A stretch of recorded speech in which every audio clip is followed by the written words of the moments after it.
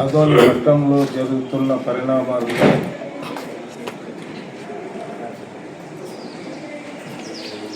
దాని గురించి ఇరు వర్గాలకు సంబంధించిన పెద్దల్ని పిలిపించి సామరస్యంగా అందరూ కలిసిమెలిసి జీవించాలి.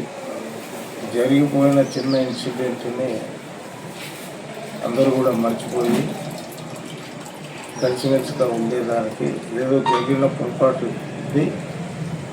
మరి కుబేర్నాథ్ గారు ఊళ్ళో లేరు.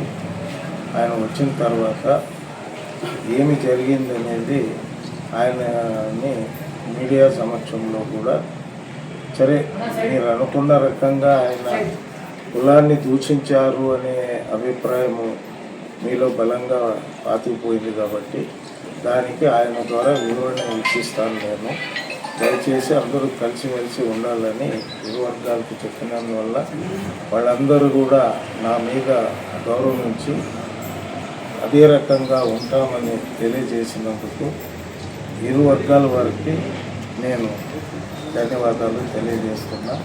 దయచేసి ఈ సమస్య ఇప్పటికి సమస్య తీరింది కాబట్టి ఇవన్నీ ఎవరు కూడా మనసులో పెట్టుకోకుండా కలిసిమెలిసి ఉండాలని ఆదోనిలో ఉన్న ప్రజానీకామందరికీ నేను మనవి చేసుకుంటాను.